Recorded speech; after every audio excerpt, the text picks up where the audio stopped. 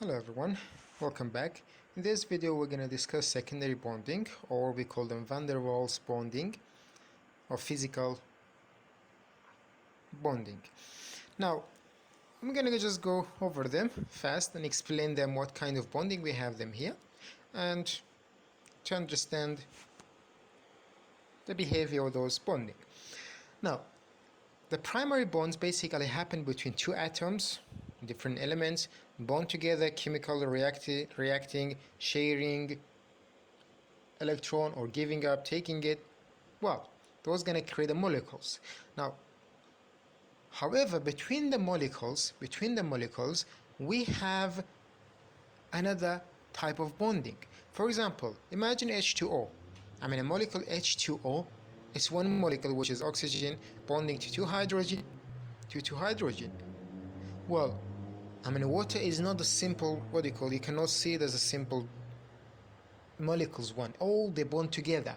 So between those molecules, we have some bonding. We call them secondary bonding. So secondary bonding or van der Waals bonds, we call them physical bonds, very weak bonds that happens due to what? Due to the electronegativity or the negative. The dipoles they call them. In magnetic they call them pole. Yes, pole basically stand for the positive and negative. So we have a dipoles here. What dipole basically goes for the two, because we have positive and negative. We have positive and negative poles. So if a molecule's basically one end is positive and there's another molecule that negative, those negative and positive, they will attract each other. There will be a bond between them. So how many type of these van der Waals bondings we have them? There's one special bonding they call hydrogen bonding. That's happening in the water.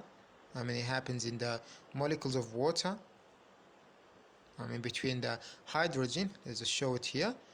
This is basically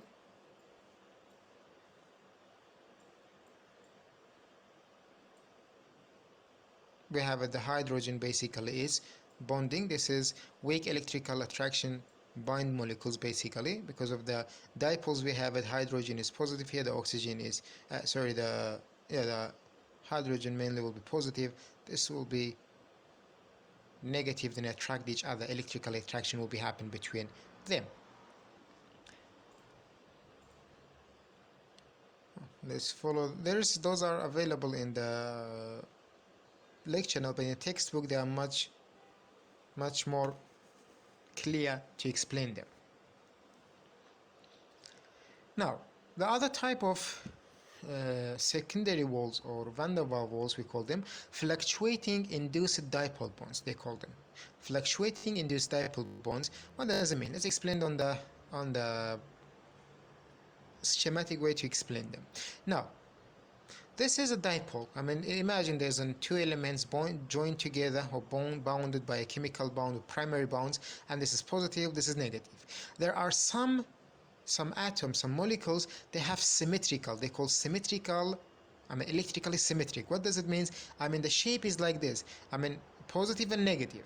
So when they come close to this a dipole like this, what will happen? This positive will basically try to come closer because this side is negative and this negative comes here. So what will happen? The shape is going to be like this. They call it induced dipole. This is by itself is dipole. It's by itself like this. The element, for example, imagine you have something like this, two bonded together. The NaCl, imagine NaCl, you have it there. If I'm taking as an example, this is basically one side is positive, one side is negative. By itself is like this. Or when the covalent bonding you have it, there will be one side maybe positive, one side negatively charged. Small charging even in the shading. Those negativity will come from their parent element, not because of the shading, because before even shading that each of them they have their electronegativity. So the dipole is there, and this element here, this atom or molecules here, it's symmetrical according to the molecules surrounding or around it is going to shape itself. Now this is induced. It may fluctuate. That's why they call them fluctuated. It means that it may change according to the position. Now this is some gases, they have this kind of fluctuating induce. I mean, they have it this way, and this is a very weak one. Why? Because it may change it. So maybe this is gonna go in somewhere, there is another one, this time it's gonna go in a different way. This will be minus, the other side will be positive, because what, they stretch themselves according to the way that they're surrounding to just simply have some attractions. Why? Because if there's something there, something attracting them, it will may just bond to the other one. That's why they call them fluctuating induced dipole bonds. There is another type that they call them polar molecules and induced dipole bonds, and this is the schematic in this way. I mean, this is, we have the case here, and it's basically, it's going to bond with this one. I mean, it's still gonna have an induced dipole, it's an induced dipole, but it's not gonna change it back, it's not gonna fluctuate. Why? Because this is basically where the bond will be stick to this one, it's highly attractive, so it's not gonna fluctuate to change its dipoles to bond with another one. So this is basically, the name is this polar molecule, which is, they call it somehow permanent dipoles. There's a permanent dipoles here and an induced dipole. Induced dipole means it's going to change it, but the permanent dipole, when the induced dipole is not fluctuated, Why? Because when one of them is permanent, is attaching the other one to itself, it's not going to let it to go easily. The other one we have is permanent dipole bonding. Permanent dipole bonding means that, I mean, the two molecules come to each other, both of them permanent, they're not going to change. So always, for example, this side is, if this is all side negative, this is positive, I mean, always they will be the same. They're not going to change their dipoles. So always the positive will attract the negative one, and this they call them permanent dipole bonds. Those happens as well. Now those are basically, we're not going to go into the detail of these things. I mean, this is, they call hydrogen bonds in the water, basically. Even H2O, they call them permanent. I mean, this is a permanent dipole bond. So hydrogen bond is a permanent dipole bond, because the water basically, it's bond, the hydrogen with the oxygen bonds, basically. That's why they call them hydrogen bond. But hydrogen bond basically, it's one of the permanent dipole bonds, as is explained even here, the way that the hydrogen bond basically bonds with the oxygen. I mean, these dots, it is not look, the straight line here, it's a chemical bond, the primary bond, but the dashed one is van der Waals bonds, which is a permanent dipole. It is the strongest type of the secondary, I mean, the strongest type of secondary bonds. I mean, it's still weak, but it's strongest amongst the weakest. You can say it like this: strongest amongst the weakest bonds that we have it there. Well, we said that sure, the mixed bonding happens between them. So this is the schematic to see that the way that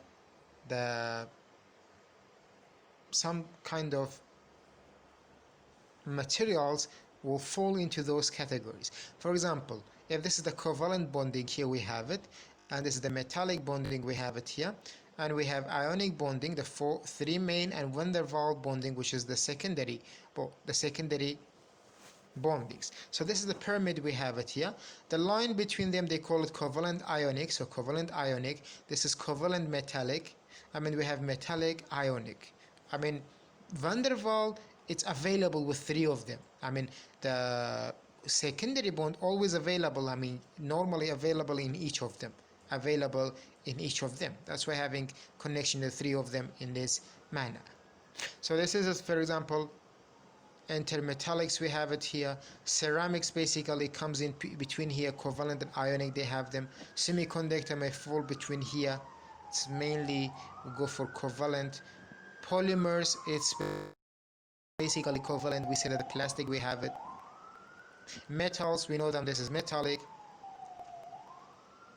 And as we have semi-metallics or transition metallics, that it's transition metals between those covalent and metallic. So this is how sometimes not just one bonding will happen, multi-bonding will happen between them, and that's going to give them those properties we have them there. Well, we're not gonna go for those thermal, and this is basically chapter 2. We have it here. I mean, all the summary we have it here. Let's just check the chapter 2 to see we have what else we have it here in the lecture notes. There's a different example to explain eyes. This is the pyramid, we explained them here, and this is the way that they say that the mixed bonding we have it there. The way that the bonding energy, and we said that is related to the melting point, we have it here, melting point. And one thing for you, something I just want you to go ask some people to see what does minus 39 melting point means. A simple question, a nice one. To see what does, search for this one to have an idea. Melting point, what does it mean? To melt a material, yes? How do you melt a material? It's basically you're trying to melt it down and with the heat, yes? So if you, for example, if you have this ionic bonding, look at the ionic bonding, the melting point, the covalent bonding, they have it, for example, so NaCl at 801 degree of Celsius, and you can melt this one. What about minus 39 means, or minus, for example, look, minus, what does minus melting point means? I just need you to go and search for this one to see what will you find is about minus melting point. Does it mean that we have to freeze them to melt them?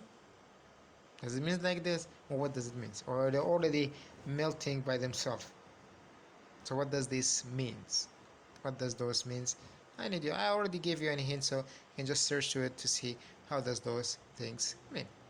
Those are the summary basically in the chapter as well. Knowing those information is enough for this chapter. There will be one, before finishing this video, there will be some examples. I will explain some irregular electron configurations. We have around 10 to 12, sometimes 15, 12 to 15 elements that have irregular electron configuration.